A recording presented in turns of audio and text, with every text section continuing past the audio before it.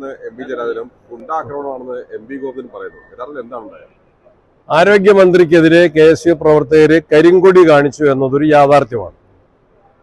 കരിങ്കൊടി കാണിച്ച കെ.എസ്.യു പ്രവർത്തകരെ അപ്പോൾ തന്നെ പോലീസ് വളഞ്ഞിട്ട് പിടിക്കുന്ന ദൃശ്യങ്ങളാണ് കാണാൻ സാധിച്ചത്. കെ.എസ്.യു പ്രവർത്തകർ എണ്ണത്തിൽ വളരെ കുറവായിരുന്നു. പോലീസ് അതിന്റെ 10 ഇരട്ടിയോളം പോലീസ് ഉണ്ടായിരുന്നു. അവർ കെ.എസ്.യു പ്രവർത്തകരെ വളഞ്ഞിട്ട് പിടിച്ചു. ആരോഗ്യമന്ത്രിയാണ് സത്യത്തിൽ ആക്രോശിച്ചുകൊണ്ട് കെ.എസ്.യു പ്രവർത്തകരെ കൈകാര്യം ചെയ്യണമെന്ന് പോലീസിനോട് പറഞ്ഞത്. അപ്പോൾ പോലീസ്, വനിതാ പോലീസും പുരുഷ പോലീസുകാരും ആരോഗ്യമന്ത്രിയെ നിയന്ത്രിക്കുന്നതിന് വേണ്ടിയാണ്, അവരെ സംരക്ഷിക്കുന്നതിന്റെ ഭാഗമായിട്ടായിരിക്കും അവരെ പിടിച്ചത്. അതാണ് ഞങ്ങൾക്കെല്ലാം ദൃശ്യമാധ്യമങ്ങളിൽ നിന്ന് കാണാൻ സാധിച്ചത്. ആരോഗ്യമന്ത്രിക്ക് കെ.എസ്.യു പ്രവർത്തകരാരും യാതൊരു തരത്തിലുള്ള കയ്യേറ്റമോ ആരോഗ്യമന്ത്രിയുടെ നേരെ കയ്യേറ്റമോ അക്രമമോ ഉണ്ടായിട്ടില്ല. യാതൊരു പരിക്കും പറ്റിയിട്ടില്ല.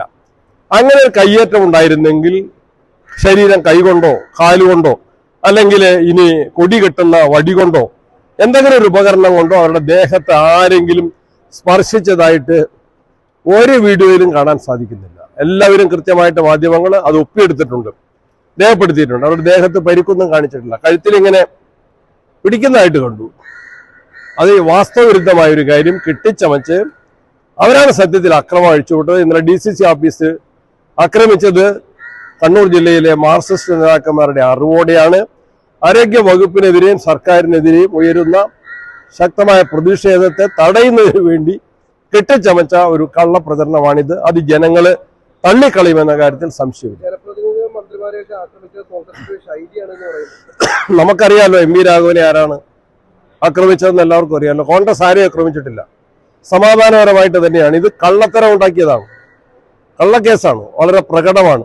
ഏതെങ്കിലും ഒരു വിഷ്വലിൽ ആരോഗ്യമന്ത്രി ആരെങ്കിലും കെ.എസ്.യു പ്രവർത്തകര് സ്പർശിക്കുന്നതായിട്ട് കാണിച്ചു തരാമെങ്കിൽ ഞങ്ങൾ സമ്മതിക്കാം. മറിച്ചാണ് യാഥാർത്ഥ്യം. തീർത്തും വാസ്തവവിരുദ്ധമാണ് ഈ പ്രചരണം.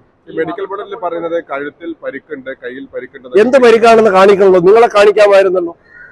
കയ്യിൽ കണ്ടു, നേരത്തെ ഉണ്ടായിരുന്ന കയ്യിലൊരു ചെറിയ ഒരു ചോപ്പുണ്ട് കയ്യിൽ. അത് നേരത്തെ ഫംഗ്ഷനിലുണ്ട്. അപ്പൊ നമുക്കറിയാലോ അത് എങ്ങനെ സംഭവിച്ചു. പരിശോധിക്കട്ടെ, അത് കാണിച്ചു തരാമല്ലോ. ഒരു വടി കൊണ്ടോ ഒരു കൈ കൊണ്ടോ ഒരു കരിവാളിപ്പുണ്ടാവും, ഒരു നീർ കെട്ടുണ്ടാവും. ഈ റെയിൽവേയിലെ CCTV പുറത്തു വിടണമെന്ന് അവർ ആവശ്യമാണ്. കാരണം അതിനകത്തെല്ലാം കൃത്യമായി പതിഞ്ഞിട്ടുണ്ടാവും. അപ്പൊ പതിയാണ്, അതിന് ഒരു കുഴപ്പമില്ല. ഏത് CCTV കാര്യങ്ങൾ വ്യക്തമാക്കുന്ന ഏത് അന്വേഷണത്തോട് ഞങ്ങൾ സഹകരിക്കും. അതിപ്പോ നമുക്കറിയാം, നമ്മളുടെ യുവജന സംഘടനകൾ ട്രെയിനിലേക്ക് നടന്നെടുക്കുമ്പോഴും കാറിലേക്ക് നടന്നെടുക്കുമ്പോഴും ഒക്കെ പ്രതിഷേധത്തിൻ്റെതായ അവരെന്താ കരികൊടി കാണിക്കിയത്. വലിയൊരു അപാകതയായിട്ടൊന്നും അതിനെ കാണാൻ വേണ്ടി കഴിയില്ല. നേരത്തെ തന്നെ റീത്ത് വെച്ചുള്ള പ്രതിഷേധം വന്നു, അതിന് പിന്നാലെ അത് തിരുത്താൻ തയ്യാറായില്ല എന്നുള്ള ആക്ഷേപമാണ് ഇപ്പോൾ അവർ പറയുന്നത്. തെറ്റാണ്.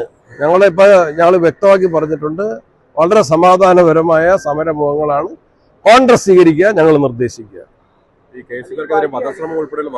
അതിപ്പോ കള്ളക്കേസ് എടുക്കാൻ എന്താ ആർക്കറിയാം? മുഖ്യമന്ത്രി എന്തായിരുന്നു?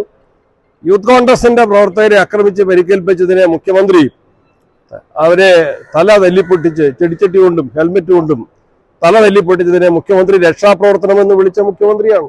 ആ മുഖ്യമന്ത്രിയുടെ കീഴിൽ പ്രവർത്തിക്കുന്ന പോലീസ് കെ.എസ്.യു പ്രവർത്തകർക്കെതിരെ കേസ് എടുത്തില്ലെങ്കിലേ അത്ഭുതം. ഈ കെട്ടിച്ചമച്ച കഥയ്ക്ക് അനുസൃതമായിട്ട് കേസും ഉണ്ടാവും. അതിനെ ഞങ്ങള് നിയമപരമായിട്ടും രാഷ്ട്രീയമായിട്ടും നേരിടുക തന്നെ ചെയ്യും. എന്തോ ഒരു ആയുധം എന്നാണ് പറയുന്നത്. അപ്പൊ തന്നെ വ്യക്തതയില്ലല്ലോ.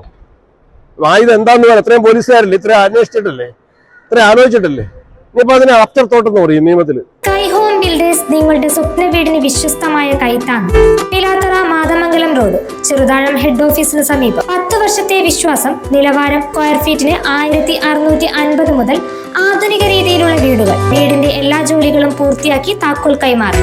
വാസ്തു പരിഗണിച്ച് തയ്യാറാക്കുന്ന പ്ലാനുകൾ 2 എഞ്ചിനീയർമാരുടെ മേൽനോട്ടത്തിൽ സമയബന്ധിതമായി പൂർത്തീകരണം. പ്ലാൻ സൂപ്പർവിഷൻ സേവനങ്ങൾ. സ്കൈ ഹോം ബിൽഡേഴ്സ് വിശാലമായ സൗകര്യത്തോടും വിശ്വാസത്തോടും കൂടി കഴിഞ്ഞ 10 വർഷമായി കാക്കേഞ്ചാലിൽ പ്രവർത്തിച്ചു വന്നിരുന്ന പാർവണ ബിൽഡേഴ്സ് കുണ്ടന്തരത്തിനടുത്ത് സ്വന്തം കെട്ടിടത്തിൽ സ്കൈ ഹോം ബിൽഡേഴ്സ് എന്ന പേരിൽ വിശാലമായ സൗകര്യത്തോടെ പ്രവർത്തനം ആരംഭിച്ചിരിക്കുന്നു. കൂടുതൽ വിവരങ്ങൾക്ക് 8251576972 98473734